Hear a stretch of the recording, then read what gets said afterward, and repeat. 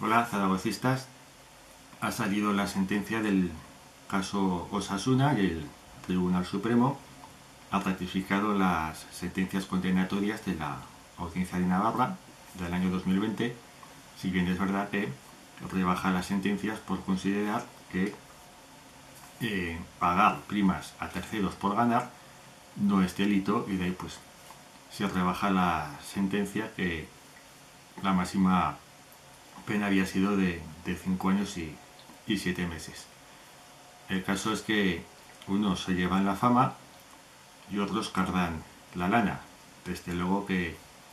el trato mediático que está teniendo este asunto,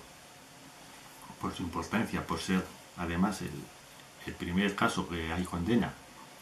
y demás, pues no está siendo igual ni mucho menos que en el caso del Real Zaragoza, que el partido con el Levante, con unas portadas de la prensa deportiva de la canallesca, que era noticia de portada bien grande, y en este caso pues la canallesca ha considerado que ni siquiera merece un pequeño espacio en las portadas. Esto por un lado nos indica la propia importancia del Real Zaragoza y que se le intentó hacer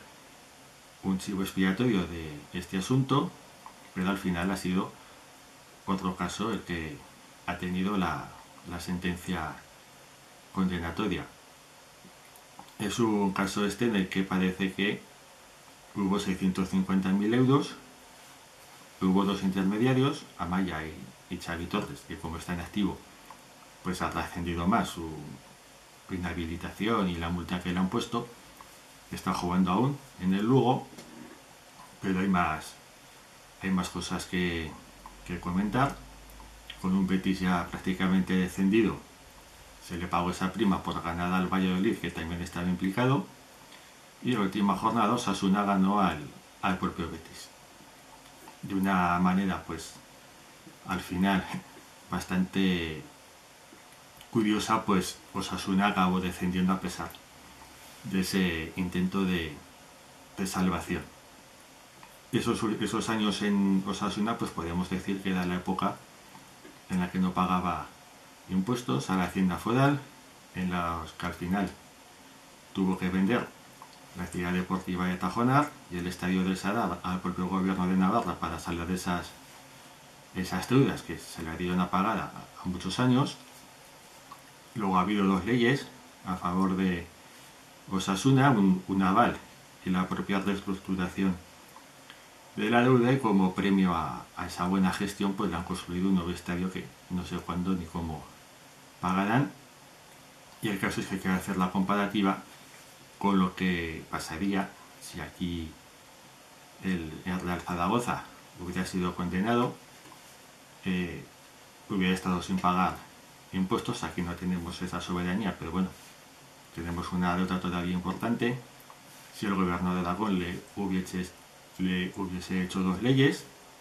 ad hoc, y esa gente que está muy bien, que no les gusta el fútbol, pero no tiene por qué malmeter de esa manera, porque además algunos simpatizan, que están en su derecho, con Osasuna, con Real Sociedad, dos equipos que deberían de estar o bien desaparecidos o bien fuera de categoría profesional, como el caso del Deportivo de La Coruña, que al menos en este caso sí que está purgando pues todos los excesos económicos que tuvo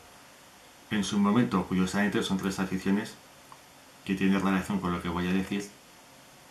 que nos cantan lo de la goma 2, algunos sectores que como llevan una estrella roja parece que puedan decir lo que quieran, y aquí hay gente que todavía anda muy despistada con eso y simpatiza por motivos políticos con estos equipos, cosa que a mí me parece del todo incomprensible, porque es algo que a mí no me entra. Ya me es un poco difícil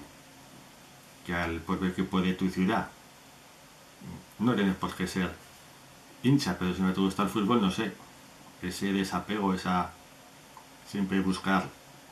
noticias negativas del mismo, pues quienes ya sabemos, pues